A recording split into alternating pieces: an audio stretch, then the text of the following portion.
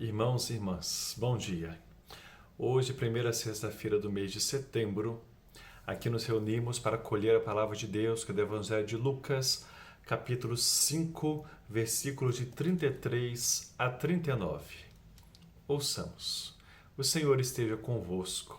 Ele está no meio de nós. Proclamação do Evangelho de Jesus Cristo segundo Lucas. Glória a vós, Senhor.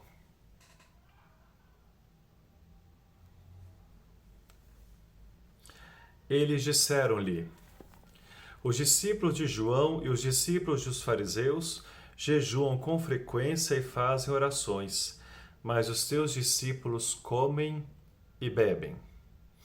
Jesus então lhes disse: podeis obrigar os convidados ao casamento a jejuar, enquanto o noivo está com eles? Dias virão, então, quando o noivo lhes for tirado. Naqueles dias vão jejuar. Contou-lhes ainda uma parábola. Ninguém corta um remendo de roupa nova para costurá-lo com roupa velha. Caso contrário, o novo rasga o velho, e o remendo de roupa nova não combina com a roupa velha. Ninguém põe vinho novo em odres velhos, porque o vinho novo arrebenta os odres, e perde-se o vinho e os odres. Vinho novo em odres novos. E disse ainda: ninguém que tomou vinho envelhecido deseja vinho novo, pois diz: o velho é melhor. Palavra da salvação. Glória a vós, Senhor. Irmãos e irmãs, encontramos aqui Jesus já vivendo uma realidade de conflito da parte dos fariseus e dos escribas, e hoje no que diz respeito à questão do jejum. Por que os discípulos de Jesus não jejuam enquanto os de João Batista e dos fariseus jejuam? Então a gente vai percebendo aqui que é colocada para Jesus uma questão que é importante para os judeus e na vivência da fé, que Jesus também não desvalorizou, porque lembremos, quando Jesus fala da prática da oração, do jejum, da esmola, que sempre celebramos, né, esse texto na quarta-feira de cinzas, e depois os primeiros cristãos também praticam o jejum, quer dizer, a igreja até hoje, mas nos Atos dos Apóstolos a gente observa essa prática. A questão é, por que os discípulos, quando seguem Jesus, não jejuam? Ou Jesus não coloca essa prática para eles? Na resposta de Jesus, nós observamos que ele fala da linguagem nupcial, onde ele se apresenta como noivo da humanidade, então uma linguagem simbólica para falar dessa relação de Deus com a humanidade, falando do casamento como uma festa, como um banquete, e que não faz sentido jejuar quando os convidados estão junto do noivo na festa de casamento. Ou seja, na intimidade com Deus, na presença divina em nossa vida e em nossa história, não tem por que fazer o jejum se estamos com o nosso Deus. Agora chegará o dia, e aí Jesus anuncia, né, faz uma alusão à sua morte.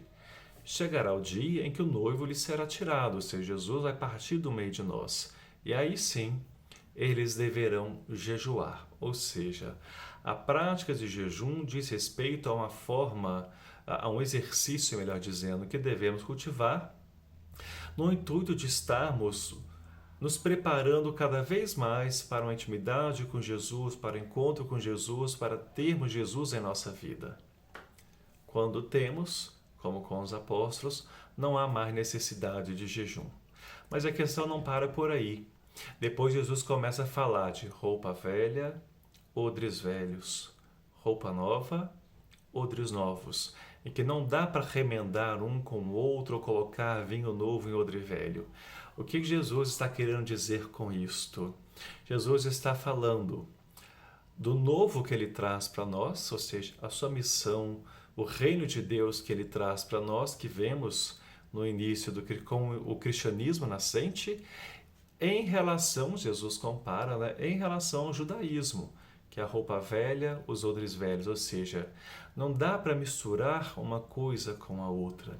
O que Jesus traz é totalmente novo, revela a verdadeira face de Deus que estava tão deturpada na prática judaica. Revela e começa a construir o reino de Deus no meio de nós com tantos sinais que ele realiza, como temos ouvido no Evangelho ao longo desses dias. É o reino da vida, é o reino da acolhida, é o reino da libertação, é o reino da integração, muito diferente da prática religiosa que separava, que excluía aos puros e aos impuros.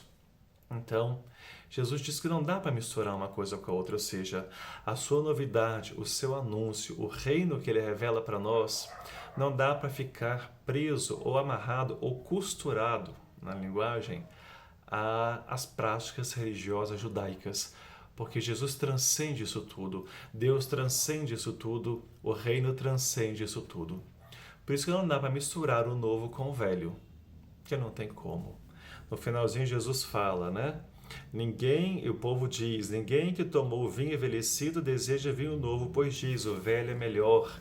Então Jesus aqui fazendo uma denúncia daqueles que ficam presos aos esquemas judaicos e não estão abertos para o novo que Deus traz. Então aí é o conflito, né, dos judeus que querem que Jesus e o seu reino, os seus discípulos vivam, pratiquem todas as práticas religiosas judaicas, porque eles não estão abertos para o novo que Jesus traz. Então o novo não é bom, o bom é aquilo que a gente já está fazendo sempre.